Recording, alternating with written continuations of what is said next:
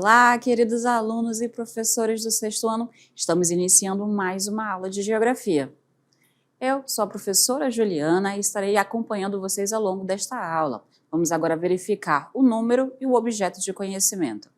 Estamos na aula de número 26, é a aula de revisão da nossa unidade 2. Então, vamos lá dar início à nossa aula.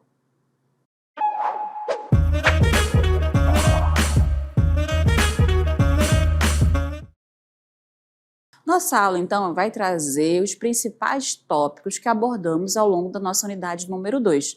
A gente começa a falar primeiro sobre os planetas. Os planetas, a partir do Sol, têm uma determinada ordem e também uma classificação. Vamos rever. Então, a gente começa com os 4 primeiros, que são os planetas menores. Esses 4 planetas são os mais próximos ao Sol também, e eles são formados por rochas e metais. Na sequência, temos mais 4 planetas, os 4 últimos planetas, que já são planetas gasosos, eles são maiores e também mais distantes do Sol. A gente tem, então, na sequência, após o Sol, o primeiro, Mercúrio, segundo, Vênus, terceiro, Terra, quarta, Marte, quinto, Júpiter, sexto, Saturno, sétimo, Urano e oitavo, Netuno. Temos aqui também a representação de Plutão. Plutão ele está na categoria de planeta anão, mas os 8 planetas que fazem parte do nosso sistema solar e na organização deles, a partir do Sol, Mercúrio, Vênus, Terra, Marte, Júpiter, Saturno, Urano e Netuno.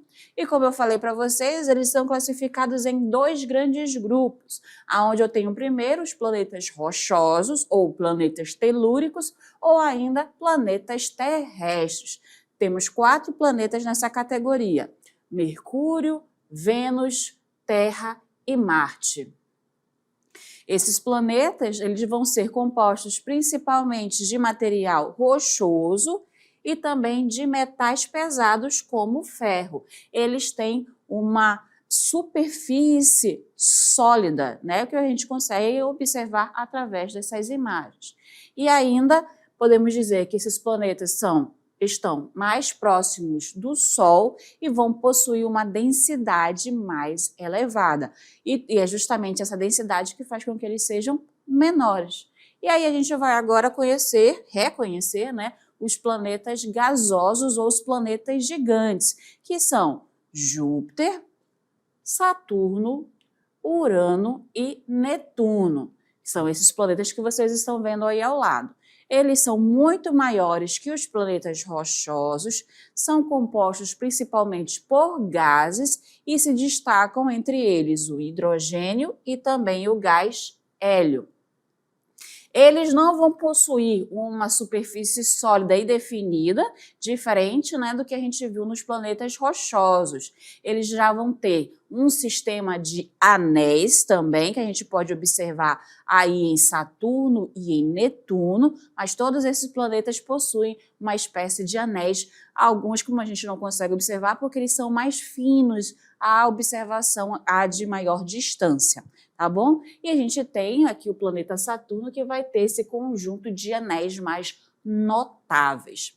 Quando a gente fala nessa classificação de planetas rochosos e planetas gasosos, é importante também a gente conseguir compreender a ordem em que esses planetas acontecem, porque além da classificação deles, a gente tem, né, essa ordem que a gente tem que aprender quem é o mais perto, quem é o mais distante do Sol.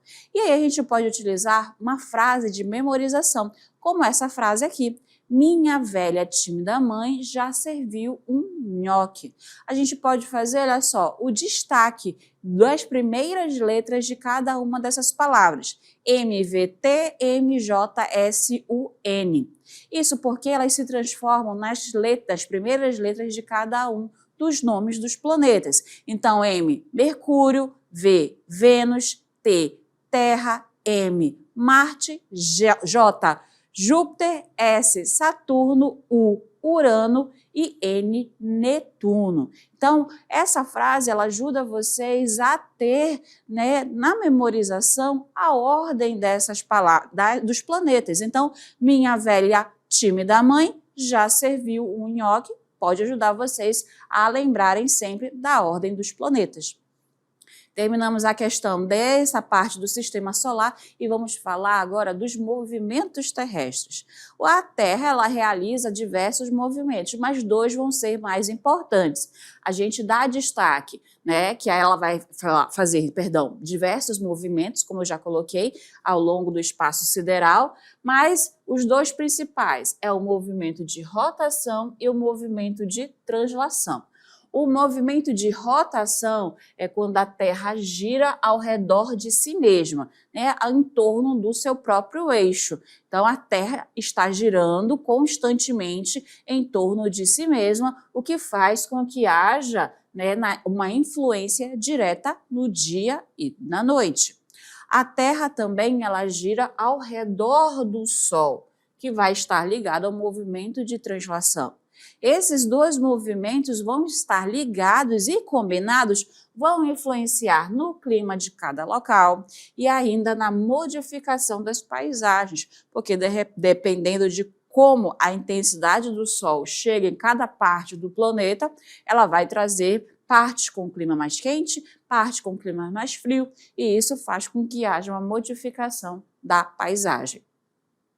No movimento de rotação, a Terra ela vai girar em torno de um eixo imaginário. Isso quer dizer que não existe uma vara que atravessa a Terra de um canto ao outro, tá? O que, na verdade, a gente vai ter esse eixo imaginário para a gente conseguir compreender melhor esse movimento que ela realiza.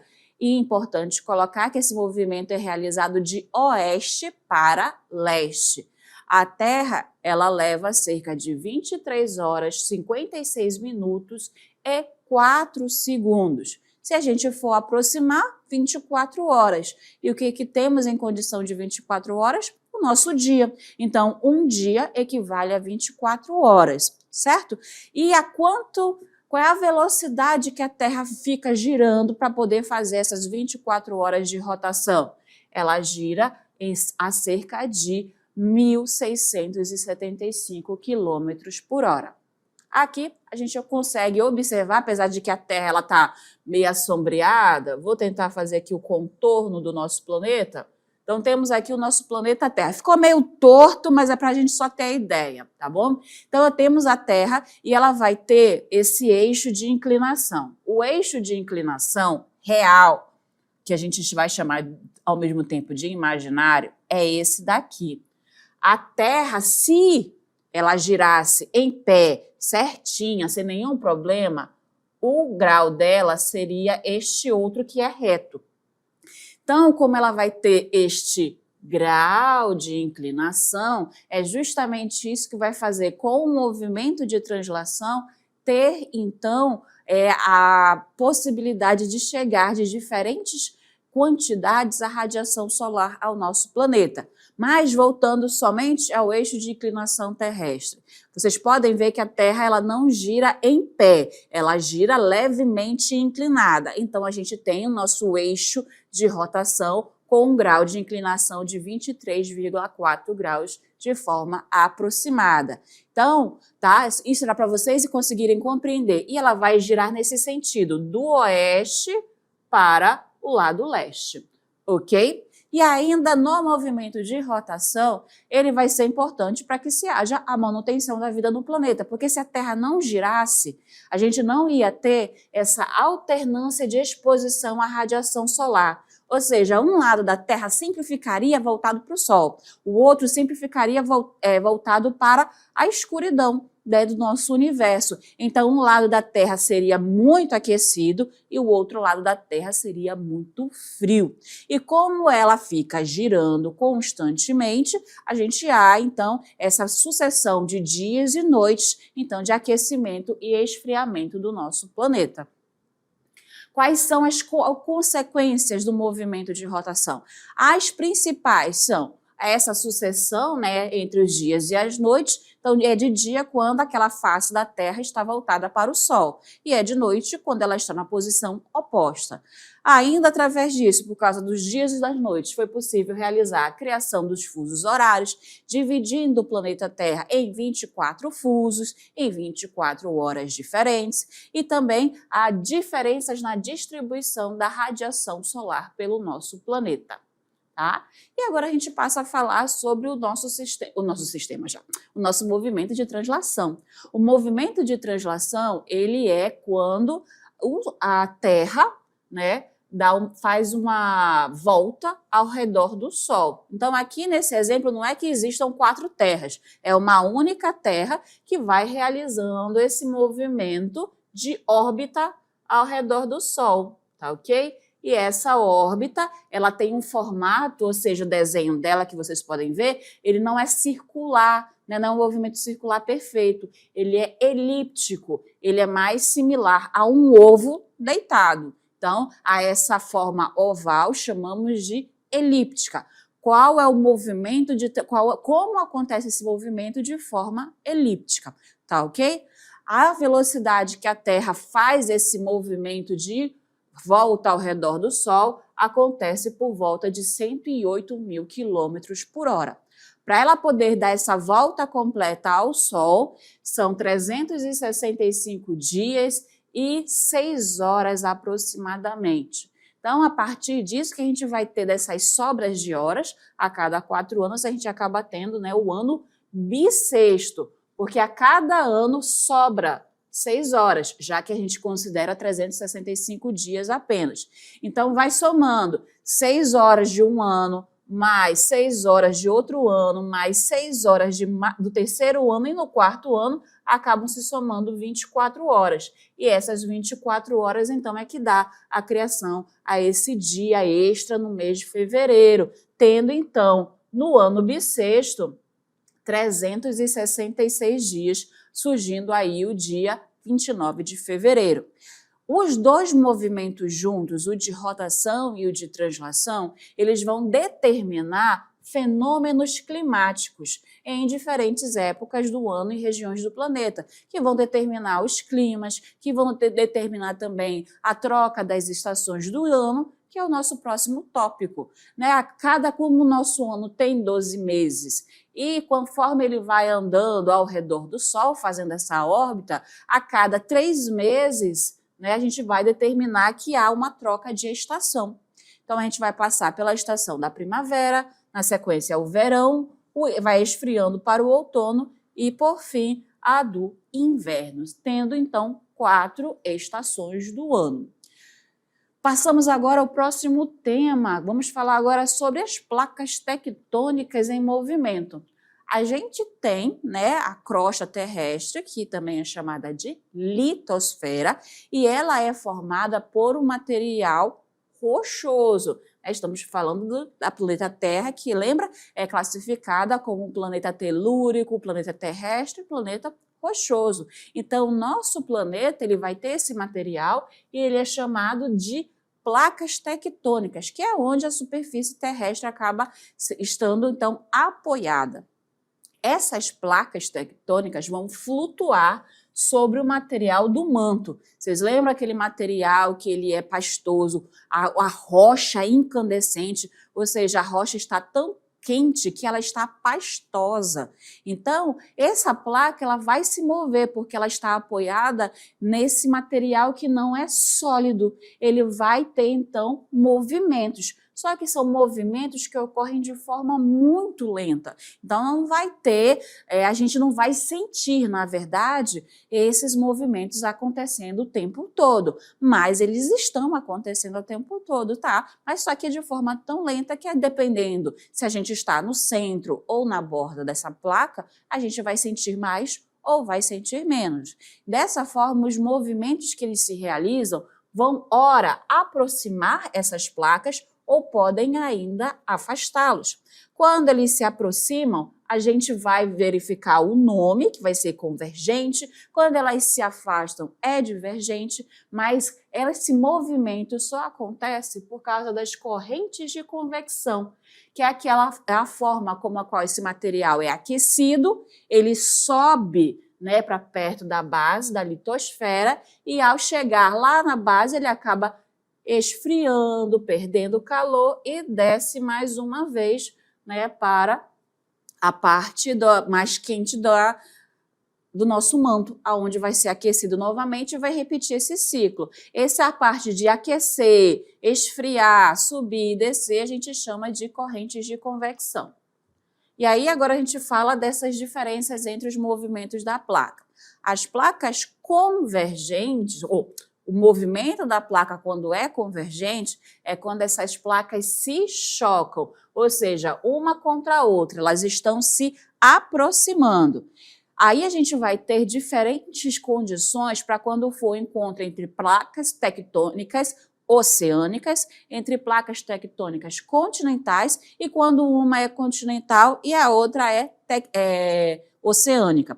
Quando as duas são oceânicas e elas se chocam, é mais ou menos como nessa imagem que vocês estão vendo, que as setinhas das placas estão indicando que elas estão, né, colidindo uma com a outra, acaba que a gente vê uma submersão, desculpa, na oceânica, elas vão submergir, ou seja, uma realiza o processo de subducção, que é esse processo de uma ir para baixo da outra. A placa mais pesada ela acaba indo para baixo e a mais leve passa por cima. Se no caso forem oceânicas, vai surgir arcos de ilhas vulcânicas, como é o caso das ilhas do Japão, ou ainda fossas oceânicas mais profundas. Quando são duas placas continentais, como nesse exemplo que vocês estão vendo, o que acontece? Nenhuma acaba submergindo, acaba subduzindo de forma fácil em relação à outra, porque as duas são mais leves e pode formar grandes cordilheiras, né, de montanhas, como, por exemplo, a Cordilheira do Himalaia. E quando ocorre o choque entre uma placa continental e uma placa oceânica, a placa oceânica, que é mais densa, é mais pesada, ela afunda. E a placa continental passa por cima. E aí pode formar as cordilheiras, né, costeiras, com vulcões ainda, como é o caso da Cordilheira dos Andes aqui na América do Sul. Vamos ver agora o movimento divergente. O movimento divergente é quando elas afastam uma das outras, formando, então, fendas e rachaduras. É o exemplo do que acontece entre a placa sul-americana e a placa africana, aonde a gente vê que a cada ano que se passa, Brasil e o continente africano estão cada vez mais distantes um do outro, né? Porque eles acabam se afastando. Ou seja, como vocês estão vendo aqui, ó, cada placa vai em uma direção oposta à outra. E aqui nesse meio acaba acontecendo a expansão do fundo oceânico. É que nesse caso a gente pode dizer no fundo oceânico que vai ser a criação de uma nova crosta terrestre ou ainda as dorsais meso-oceânicas, que são essas cadeias montanhosas submarinas. E também pode ocorrer como há na África, tá bom?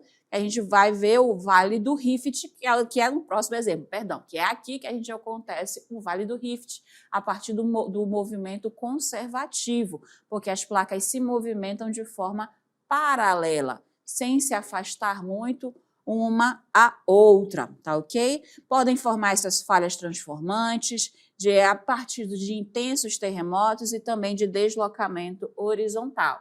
Um dos maiores exemplos e mais famosos é a falha de San Andreas, que se estende por 1,3 mil quilômetros na costa oeste dos Estados Unidos e é devido ao movimento que acontece entre as placas do Pacífico e a placa norte-americana. Então, aí acaba que esse movimento conservativo, ele não tem nem a criação e nem a destruição, tá, dessa nova parte da crosta terrestre. Passamos agora a falar das formas de relevo.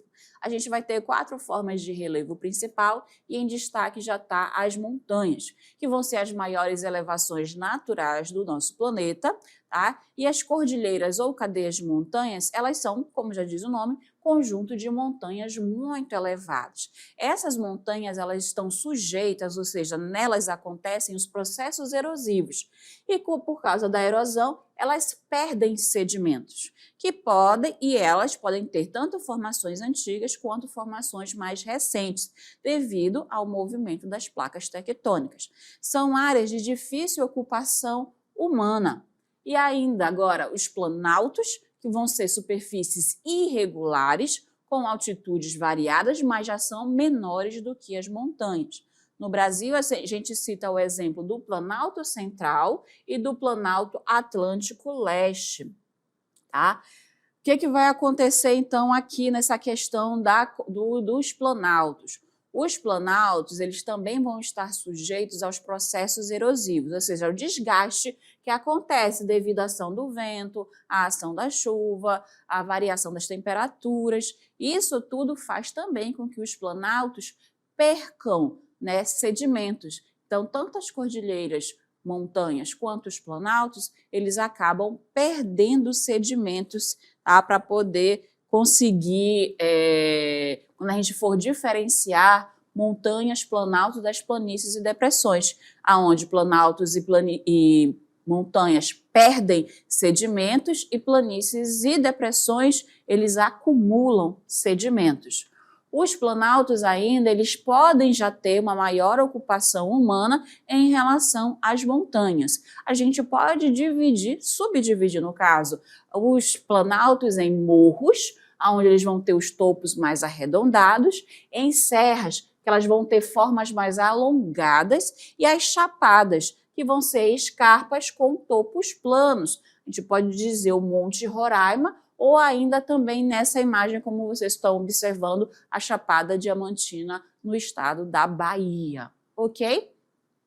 Passamos agora a ver as planícies. As planícies já vão ser bem mais baixas, né, em altitudes em relação às montanhas e os planaltos, e ela vai ser caracterizada pelo fato da acumulação de sedimentos, ou a chamada sedimentação. Sedimentos é tudo aquilo que se desprendeu de uma rocha.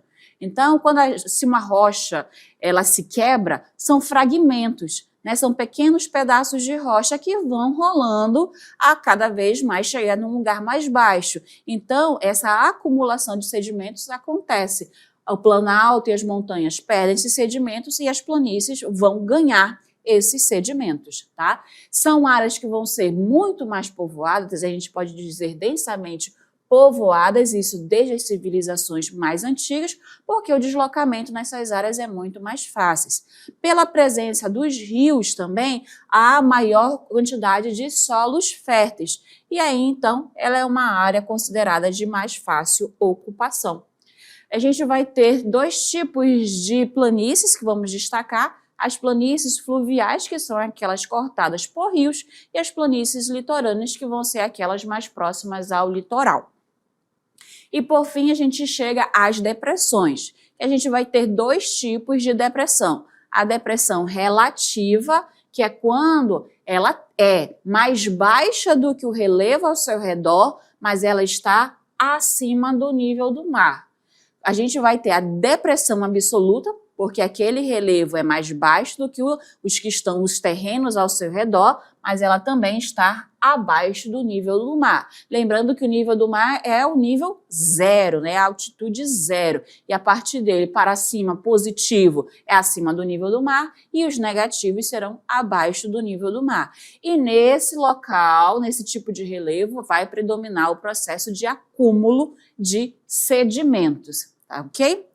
A gente vai agora verificar a translação, que vai ser principalmente responsável pela modificação climática, os fenômenos climáticos, como a troca das estações. A gente verificou também que o nosso planeta ele está a superfície terrestre, no caso, está apoiada sobre um manto, né, que ele não é sólido, ele é formado por material pastoso, portanto, acaba que a crosta terrestre realiza movimentos. Então, as placas tectônicas realizam diferentes movimentos, o convergente, o divergente e também o conservativo. E eles vão dar origem a novos espaços, como crosta oceânica, ou seja, no fundo do oceano, ou também, né, a partes em que vão apresentar falhas na superfície terrestre, ou a formação de cordilheiras como a do Himalaia e a dos Andes aqui na América do Sul.